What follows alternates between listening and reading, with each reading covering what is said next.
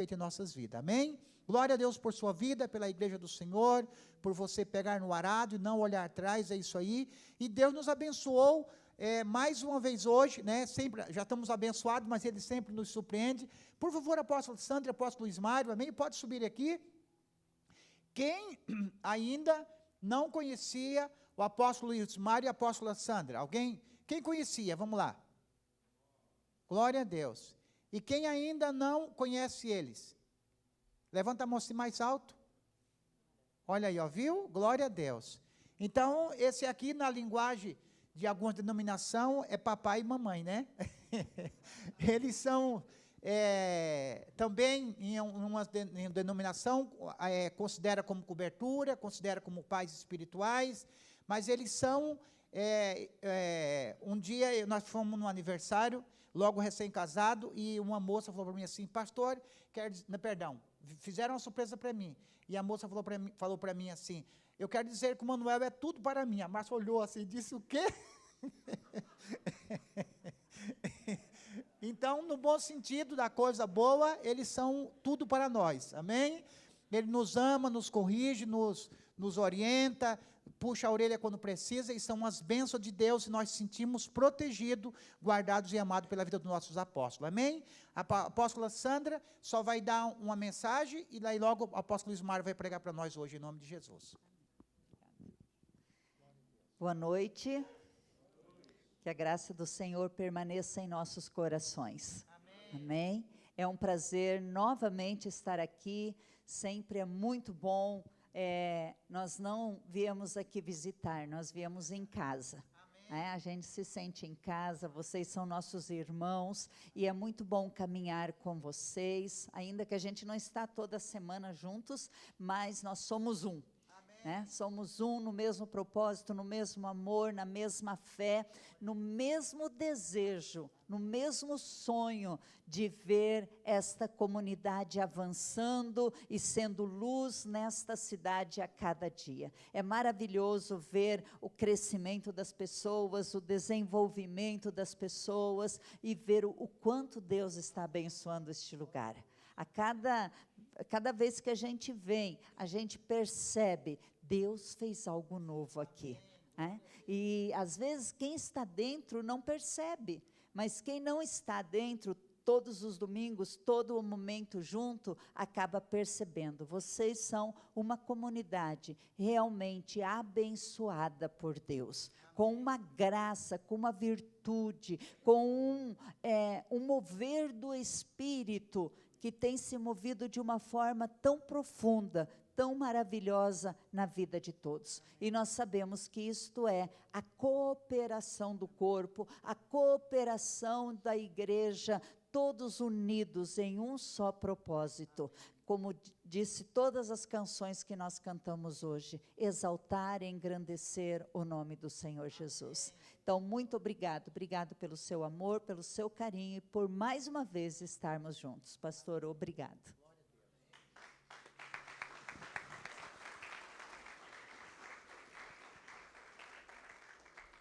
Boa noite. Que a graça de Cristo esteja sobre todos nós. Amém. E quem mais precisa nessa noite sou eu, por estar com o microfone na mão. Eu sou das antigas, estou me aproximando dos 70 anos, então eu uso alguns recursos aqui chamado Andropel, que é escrito no papel, traduzindo. Esses das antigas costumam usar essa tecnologia, né? Eu já saí da fumaça e passei para o papel, eu considero uma grande evolução. Porque as mensagens antes eram no papel. Mas queremos compartilhar a palavra de Deus nesta noite, para que possamos nos alinhar. Alinhar ao quê? Ao propósito de Deus. Porque Deus, ele tem um propósito, e dentro deste propósito estão as bênçãos de Deus para as nossas vidas. Então, como acessar as bênçãos? Andando pelo propósito de Deus. E você sabe qual é o propósito de Deus? Está lá em Gênesis, quando Deus criou o homem, o Adão. Como que ele foi criado? A imagem e semelhança de Deus. E daí Deus falou que era para ele se multiplicar. Era para gerar filhos, a imagem e semelhança dele, que era a imagem e semelhança de Deus. Mas, por algum motivo, ele desobedeceu em certo momento, e isso aí trouxe uma grande consequência. Porque quando a mulher conversa com a serpente lá, a serpente falou muitas verdades para ela, e induziu uma dose de mentira, e ela caiu nesse engano. Eu sempre digo que uma mentira, para ela ter efeito, ela tem que ser temperada com doses de verdade. Porque uma mentira, se você olha e é só mentira, você sabe que é mentira, mas se tem doses de verdade, te põe para pensar e pode te confundir. Por isso que nós precisamos estar alinhados ao propósito de Deus. Porque muitas vezes nós temos planos e projetos, e são planos e projetos que são bons. Mas a pergunta é, o que isso vai contribuir para o propósito de Deus? Ou o plano de Deus para que o seu propósito se realize? Porque Deus, ainda nesta manhã falávamos que Ele trabalha em equipe. Quando Ele foi formar o homem, Ele disse, façamos, Ele não disse, eu vou fazer. Então, era uma equipe fazendo. E depois que Ele faz o homem e coloca na terra, Ele deu... Será que Deus, na hora de colocar nome nos animais, faltou? Ele cansou? Não, Ele quis que o homem participasse da sua criação, e o homem então põe o nome nos animais. E Ele falou para o homem lavrar a terra. Deus poderia lavrar a terra, sim, mas Ele queria a participação do ser humano naquilo, nos seus filhos que Ele criou. E Ele não mudou isso. Hoje Ele quer a minha e a tua participação no projeto dEle. E é por isso que nós estamos vivendo, né, nesta época, nesta geração, ano 2005, eu e você, porque Deus conta comigo e com você para a realização do propósito dEle. Por isso que planos e projetos, eles podem ser muito bons à vista humana, mas se não contribuir para o propósito de Deus, ele não tem utilidade. Eu já tive muitos planos e projetos e foram maravilhosos, e quando eu pedi para Deus avaliar, Ele mandou jogar no lixo. Eu falei, Deus, mas era tão bom. Ele falou, para mim não serve. Então é isso que nós, como filhos em obediência, precisamos entender isso. A nossa irmã falava sobre dízimo aqui. O dízimo, ele tem a ver com gratidão. Somos gratos a Deus por Ele permitir de estarmos aqui, fazermos parte do seu plano, do seu projeto, para que o seu propósito se cumpra. Somos gratos porque Ele nos resgatou, porque isso foi perdido no Éden, mas na cruz foi resgatado. E muitas vezes achamos tão difícil a questão do dízimo, mas ele tem a ver com gratidão, com muitas coisas, mas o principal é gratidão. Se eu sou grato a Deus, a minha ação tem que demonstrar isso. Não são minhas palavras, não são a forma de eu acreditar, mas é a minha ação. Porque a palavra diz que a fé sem obras, ela é o quê? Inútil. Diz que é morta. Então, é as nossas ações que vão dar a resposta se somos gratos, se somos obedientes a Deus ou não. É a forma como nos comportamos. Eu sempre digo, aqui dentro é como uma sala de aula. A gente se reúne para se confraternizar, para adorar e para se alinhar ao propósito, porque amanhã, segunda-feira, quando você estiver, talvez longe deste ambiente, é que as tuas atitudes, o teu comportamento vai dizer se realmente você está alinhado ao propósito ou não. Se você é grato àquilo que Deus fez por você, te resgatando ou não. Então, dentro do propósito de Deus, estão as promessas, e é assim que nós acionamos isso, como nós nos comportamos quando conhecemos a verdade. Quando nós conhecemos a verdade, ela é uma teoria, se passa a ser um conhecedor, mas quando você entende, é quando você pratica. Então, é a prática disso, do que você conheceu, daquilo que você aprendeu, é que vai determinar se realmente você está vivendo dentro da vontade de Deus, do centro da vontade de Deus, que é o propósito dEle. E quando nós vimos o testemunho da nossa irmã, então Deus vai nos abençoar. Por quê? Porque bênção ele tem a ver com concordância. Quando nós estamos dentro do propósito, e então está em concordância com a vontade de Deus, então aquilo que nós fazemos, Deus vai nos ajudar, porque a palavra diz, esforça que eu te ajudarei. Você viu o testemunho da irmã ali dela e do seu marido? Eles se tornaram dizimistas e pararam de trabalhar e estão vivendo mil maravilhas? Não, tem que continuar trabalhando, mas Deus vai abençoando dentro do seu trabalho, do seu esforço. Fazer a vontade de Deus requer um esforço nosso. E muitas vezes temos que sacrificar planos e projetos nossos que parecem bons. Mas a avaliação é se isso vai contribuir com o plano para a realização do propósito de Deus. Em Romanos 8:35, o apóstolo Paulo faz uma descrição aqui, ele dá uma relação meio trágica aqui, e ele diz assim, Romanos 8:35. Vamos ver se está igual, vamos ler nessa aqui, que a tradução da minha é um pouco diferente. Quem nos separará do amor de Cristo? É uma pergunta. O que pode te separar do amor de Cristo? Primeira coisa, se ama a Deus? Sim ou não? Mas o que pode separar você de Cristo, desse amor? O que pode colocar um empecilho nisso? E Paulo faz uma descrição aqui, uma relação. Será tribulação, ansiedade, perseguição, fome, nudez, perigo ou espada. E aqui eu fui ver o significado de cada uma dessas palavras, porque tribulação, ele é problemas.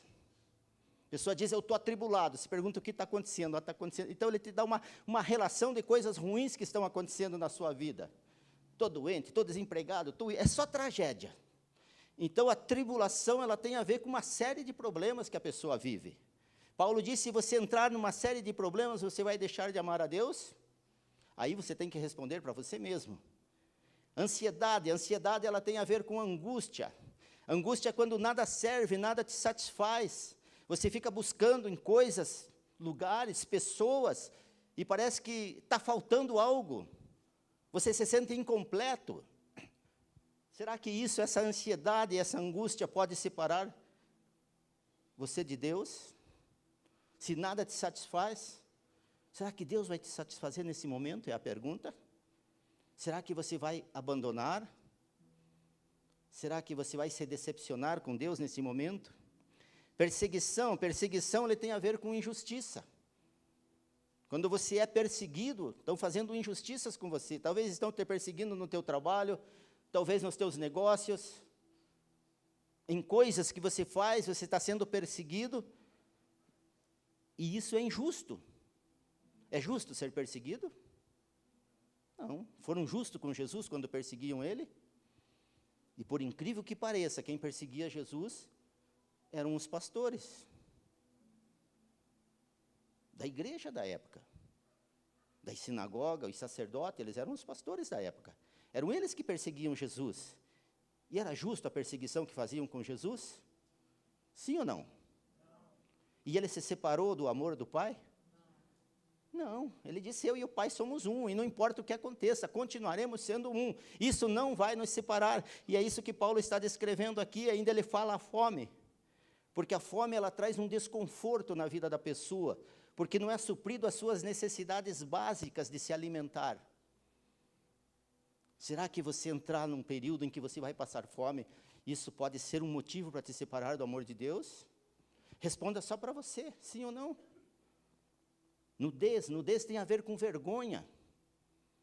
Se você for exposto a uma situação muito vergonhosa, será que você vai se sentir abandonado por Deus, e isso pode te separar de Deus?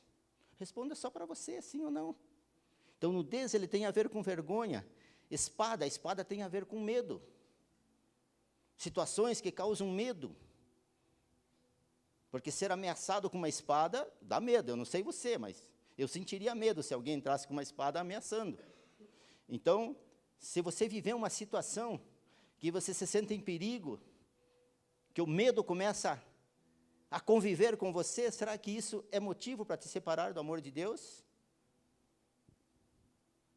E Jesus deu este exemplo, quando ele falava ali numa situação que ele seria morto, tudo, e Pedro diz, já andando 3 anos com Jesus, o apóstolo Pedro, vendo ressuscitar mortos, curar leprosos, enfim, todos os milagres que Jesus fazia.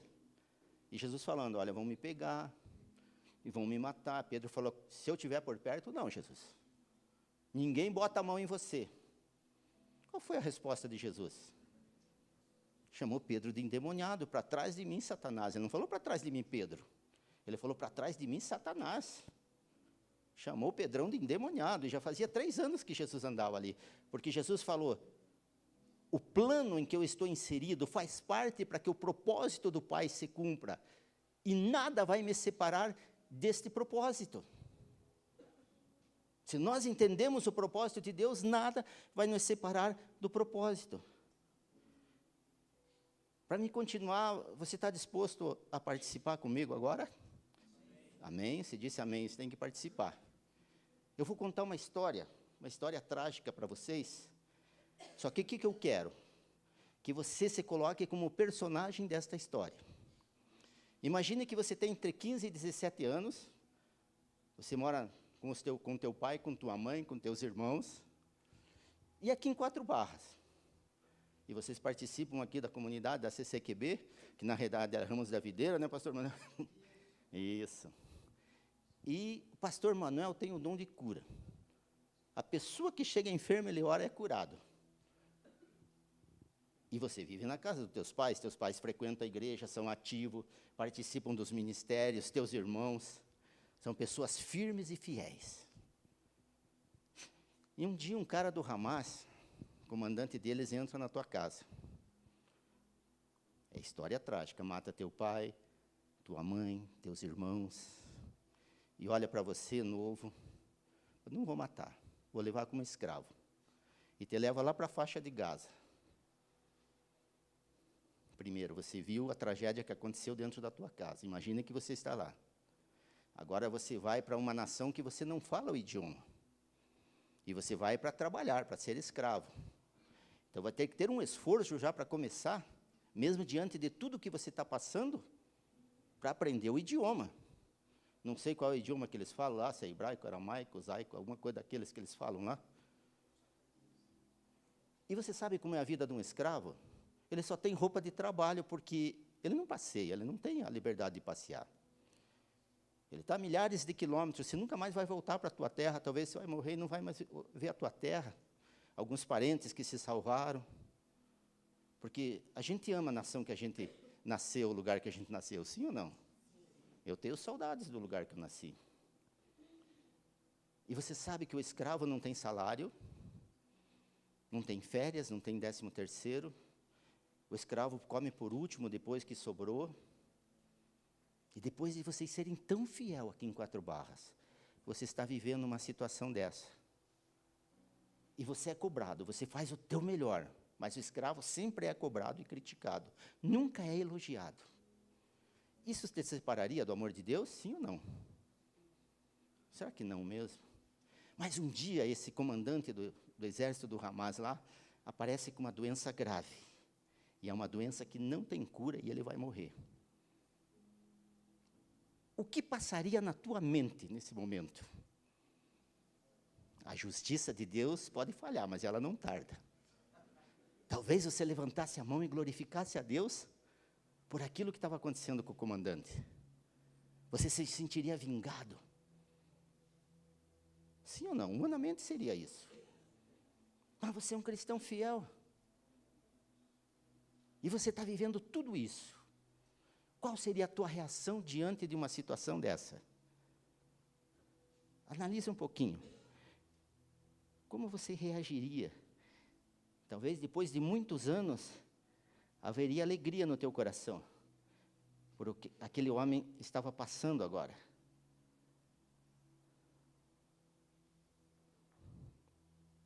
Você sabia que essa história está na Bíblia? 2 Reis, capítulo 5, versículo 1, olha o que diz, vamos ver. Vamos fazer a leitura. Naamã, chefe do exército do rei Aram. Ele era o grandão, o 5 estrelas. Aonde ele entrava era tapete vermelho para ele. É esse cara que fez isso com que eu falei, para você se colocar como um personagem.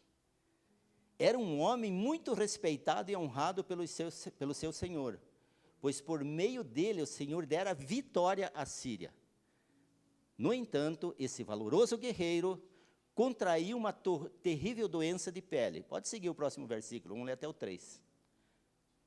Numa de suas campanhas militares, os sírios haviam levado cativo uma menina da terra de Israel, que passou a servir a esposa de Naamã como escrava. Próximo versículo. Um dia a menina, e daí surgiu aquela doença, lembra, na pele dele, era lepra, e essa menina viu, olha a reação dela, depois de tudo que ela passou. É lógico que eu contextualizei um pouco essa história. Um dia a menina sugeriu à sua patroa, a mulher lá do comandante: quem me dera se o meu senhor procurasse o pastor Manuel, que está lá em 4 Barras, com certeza ele curaria a lepra de Naamã. Lembra que o pastor Manuel ora e cura qualquer doença. Ela não se achou vingada por aquilo. E olha que era uma adolescente. Por isso, nunca fale de um adolescente para mim, que fala que é aborrecente. Não é, não. Instrui a criança no caminho que deve andar, e mesmo na sua adolescência, que é uma transição difícil para o adolescente, se você instruiu e ele estiver entendido o propósito de Deus, olha o que faz. No momento crítico e difícil de tudo aquilo que ela viveu. Então ela falou para a mulher dele: olha, se fosse lá, e o profeta iria curar ele. Ela não se achou vingada. Ela viu uma oportunidade do quê? De manifestar a Cristo.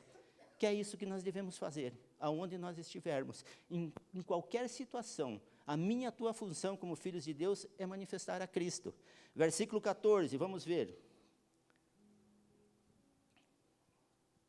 Vamos ler mais alguns na sequência, deixa já engatilhado lá. Olá. Então daí ele foi, né, e ele desceu no Rio Jordão, mergulhou 7 vezes, não vamos ler todo o texto, né, conforme a ordem do homem de Deus, e ele foi purificado, e a sua pele se tornou como a de uma criança. Eu gostaria que a minha pele se tornasse como a de uma criança. A minha, com quase 70 aí, está meio complicadinha. Aí, lemos o 17 agora. Vamos lá, 17. E disse Naamã: já que não aceitas o presente, porque ele quis daí dar presente, uma grande oferta para o profeta lá, quis pagar. Mas o profeta não aceitou, pastor Manuel não aceitou. Aí ele disse: ao menos, pastor Manuel, permita que eu leve 2 mulas carregadas de terra aqui de 4 Barras, lá para a faixa de Gaza. Por quê? Porque ele falou, ele tinha se convertido aqui com o testemunho daquela menina, que aquela menina fez. E ele falou: não quero nem me ajoelhar mais naquela terra, eu quero levar a terra daqui, para quando eu for me ajoelhar, eu me ajoelhar em cima destas terras, porque agora eu quero adorar ao Deus que eu conheci, através daquela adolescente, e que me salvou. Então veja, nem na terra de Gaza ele queria se ajoelhar mais, mas na terra de 4 Barras, versículo 18. Mas que o Senhor me perdoe, ele está falando para o pastor Manuel agora, que o Senhor me perdoe, por uma única coisa que eu preciso fazer, porque quando o rei, ele vai adorar o meu Senhor lá no templo de Rimon, que era o Deus deles, eu também tenho que me ajoelhar com ele, pois ele se apoia no meu braço, né, e que o Senhor me perdoe, porque eu tenho que fazer isso. Porque o rei, ele já estava muito velho, e quando ele ia se ajoelhar, tinham que segurar ele, se ajoelhar junto com ele. E a função era de Naamã fazer isso, porque ele era o chefe do exército, era o homem de confiança, que o rei confiava. E ele disse: eu vou ter que me ajoelhar diante daquela idolatria, mas que o Senhor me perdoe por eu ter que fazer isso. E qual que foi a resposta do profeta? Versículo 19. 19, isso. Disse Eliseu: vá em paz. Quando já Naamã daí fala que estava... Mas o que o profeta disse? Não tem problema. O importante é que agora você conhece a verdade. E a tua vida mudou, porque naquele gesto de levar a terra, ele já estava fazendo uma ação de quem havia entendido o plano e o propósito de Deus. Olha que uma pessoa que entende o plano de salvação, o plano para se cumprir o propósito de Deus, a atitude que ela tem, não importa a situação. Ao invés dela se regozijar pela doença daquele homem que ia morrer, ela levou salvação para dentro da casa dele. Porque a pergunta é, os seus irmãos e os seus pais que morreram, qual foi o problema? Todos firmes com Cristo na igreja, foram para a eternidade com Deus, problema zero. O problema é a saudade que ficou com a menina, só isso. O resto não teve problema. Mas a casa de Naamã estava indo para o inferno. E através da vida desta adolescente entrou salvação e eles foram salvos. Isso é entender o projeto de Deus. É mais ou menos isso que o apóstolo Paulo descreveu aqui em Romanos 8:35. Essa menina, ela passou por tudo isso, por essa relação que Paulo deu. E mesmo assim ela permaneceu firme. E quantas vezes por coisas mínimas a gente abandona? Pastor Manuel passou e não me cumprimentou, não vou mais na igreja. Ah, o pastor Manuel chamou minha atenção, não vou mais na igreja. Ah, a pessoa que ficou na porta me disse tal coisa. Não importa se você entende o propósito de Deus para a tua vida, tudo é secundário.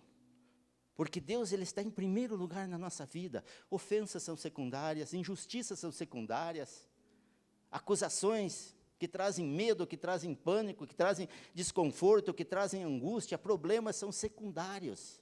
A nossa prioridade, ela tem que ser com Deus. Por isso que em Mateus 6,33 diz, buscar em primeiro lugar o reino de Deus e a sua justiça. E a parte B diz, e as demais coisas serão acrescentadas. Você acredita que aquela menina lá a história ela não relata, mas ela continua sendo uma escrava depois do que ela fez? Eu creio que não. Que Deus honrou ela numa terra estranha, no meio de um povo estranho, e colocou ela numa posição de quem entendia o propósito de Deus e carregava com ela, aonde ela ia, este entendimento e manifestava.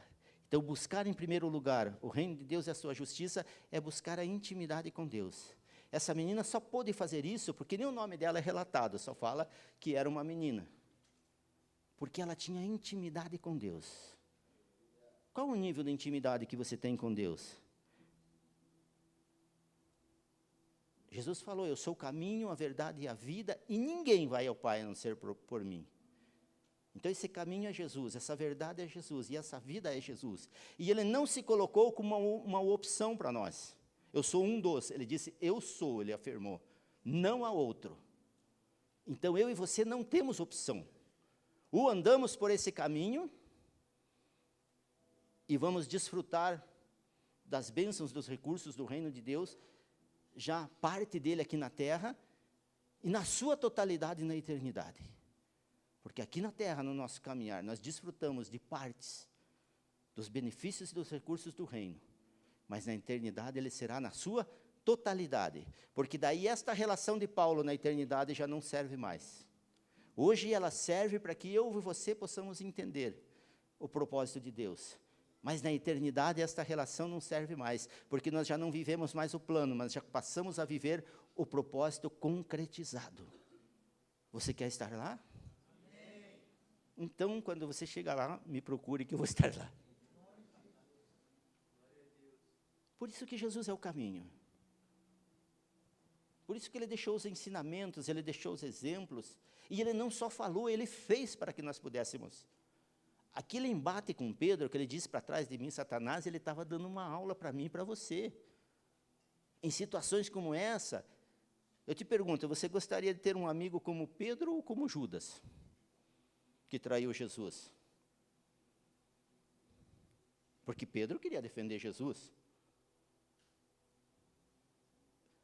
Era uma proposta ruim de Pedro ou era boa? Boa. Só que não fazia parte do propósito. Ele falou, não serve propostas boas que não faz parte do propósito. Porque Pedro estava querendo tirar Jesus do propósito. Porque ali, fazendo parte do plano, Jesus tinha que morrer na cruz. E Pedro estava dizendo, não vá morrer na cruz. E o Judas, o traidor? Jesus chamou ele de endemoniado? Chamou de amigo. Amigo, vai e faz o que você tem que fazer. Mas por que chamou de amigo o cara que está traindo? Já parou para pensar? Jesus estava dizendo, você vai fazer uma coisa terrível. Mas quando Ele chama de amigo, de vai e faça e volta que a gente conserta. Então tudo tem conserto para mim e para você. Tudo tem conserto para as pessoas, como teve conserto na casa de Naamã, através daquele agente de Deus, que era aquela menina plantada ali para que entrasse a salvação. Eu e você somos agentes de Deus para que entre salvação onde não existe. E 4 Barras tem muitas casas, famílias que estão precisando, que estão necessitando de agente de Deus para levar a salvação até eles. E muitas vezes nós desprezamos isso, ignoramos isso, não levamos a sério. E isso é uma ingratidão com o que Cristo fez na cruz por mim e por você. Olha, aqui é muito interessante o que fala, né? Não tinha notado, mas Efésios, capítulo 1, o versículo 3. Ó, o pessoal é rápido lá. Olha o que Paulo está falando. Bendito seja o Deus e Pai de nosso Senhor Jesus Cristo, que nos abençoou com todas as bênçãos. Com quantas bênçãos? Quantas falta? Então, é isso aí. Bênçãos espirituais, e agora ele vai dar o nome da cidade, o nome da rua e o CEP. Ele vai dar o endereço onde estão essas bênçãos. Onde elas estão? Nas regiões celestiais em Cristo. Então, mas nós temos o endereço. Como nós acessamos isso? Como chegamos lá? Através da intimidade com Deus. É assim que se chega. Você não vai ser flutuar, não vai... Não, é intimidade com Deus. Quando você chega na casa do teu pai, da tua mãe, quem tem, que talvez alguns não tenham, mas quando você tinha e dá sede, você diz, eu estou com sede, eu preciso tomar água, posso pegar um copo d'água? Se fazia isso? O que se fazia? E tomava. E alguém te dava uma bronca porque você fez isso? Não. Agora, na casa de um estranho, você chega e está com sede, você faz a mesma coisa? O que se faz? Por gentileza, poderia me arrumar um copo d'água? Qual a diferença de uma casa e da outra? Intimidade. Na casa do pai você tem intimidade, do estranho não. Agora, se o Espírito Santo for um estranho para você, você vai ter que pedir.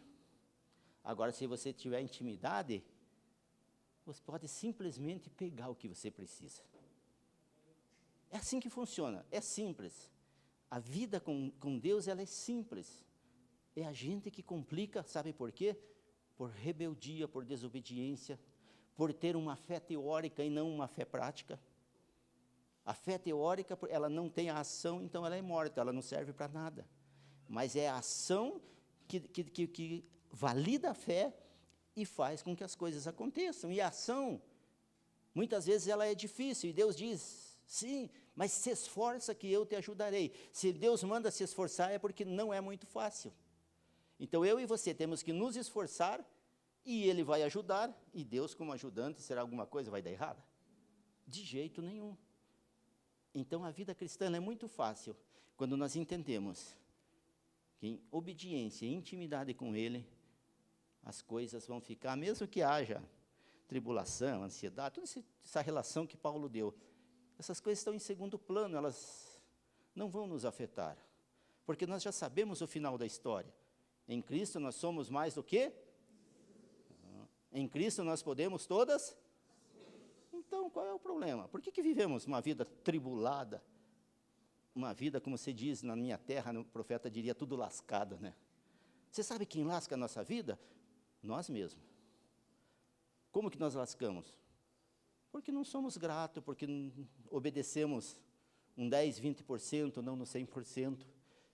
E com Deus tem que ser no 100%, Ele não trabalha com 99%. Por isso que você tem que entregar a tua vida a Cristo. É uma entrega, e depois que você entrega, você não manda mais. Você está debaixo do senhorio dEle, Ele é o teu Senhor, e aquilo que Ele disser você vai fazer. Sem questionar, sem murmurar, sem reclamar, porque senão vai dar problema. Amém? Conseguimos nos entender? Curva a tua cabeça por um instante. Faça uma pequena avaliação da tua vida. Sempre é tempo para mudar. Sempre é tempo para restaurar. Deus, Ele é o Deus da restauração. O que Adão quebrou no Éden, Cristo restaurou na cruz. Ele disse, tudo está consumado. O maior exemplo é o ladrão da cruz. Nunca tinha se convertido, nunca entrou dentro de uma igreja, de uma sinagoga, nunca se aconselhou com um pastor, um criminoso condenado à morte, não disse para Jesus, eu te aceito. Uma simples frase, lembra-te de mim quando entrares no teu reino. E a resposta foi, ainda hoje. Sabe, ainda hoje, você pode mudar o rumo da tua vida. O agora pode mudar o rumo da tua vida. Mas a decisão é tua. Aqueles 2 homens que estavam na cruz com Jesus, um decidiu manter a sua opinião de rebeldia. O outro resolveu se quebrantar, se arrepender. Porque nenhum pecado leva a pessoa para o inferno. Porque Jesus perdoou todos os pecados na cruz. Quando ele disse, está consumado, ele falou, todos os pecados estão perdoados. Pessoas que vão nascer daqui 100 anos, os pecados delas já estão perdoados, que elas vão cometer. Então o que leva para o inferno? Falta de arrependimento. Talvez aqueles 2 ladrões, os que se arrependeu, tinham cometido mais pecado que o outro. Mas a diferença está no arrependimento. Então, agora, o hoje, é o momento de nós nos arrependermos. De nós tomarmos uma posição para a nossa própria vida, para o bem da nossa própria vida. Isso aqui vai fazer efeito na minha vida. E aí eu vou poder servir de exemplo para os outros. Lembra da menina? Estava posicionada em Cristo. E nada abalou. E na oportunidade que ela teve, a salvação entrou.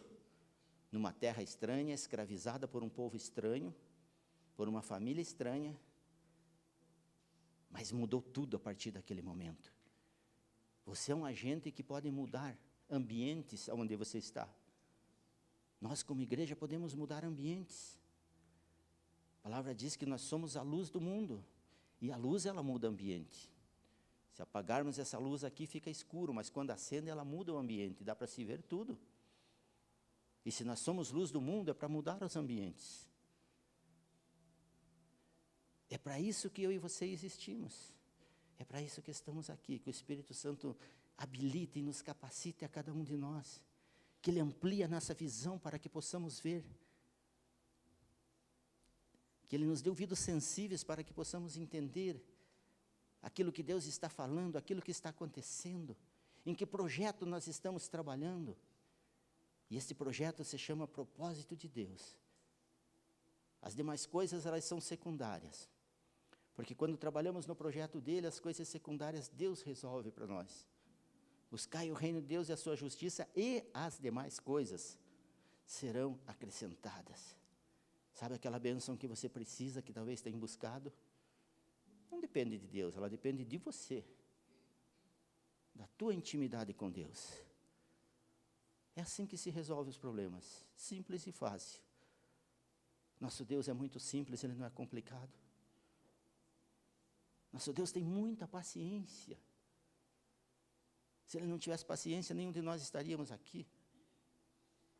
Ele nos entende. Aquele momento de fraqueza, mas com a intimidade você se fortalece nele, porque a força vem dele. E é isso que o Espírito Santo espera de mim e de você. Um posicionamento em relação a esta verdade. Amém? Que Deus nos abençoe e tenha misericórdia de nós e esteja conosco, aonde nós estivermos, em todos os dias em que vivermos nesta terra. Muito obrigado. E até uma próxima. Deus os abençoe. Pastor Manuel, quem quer?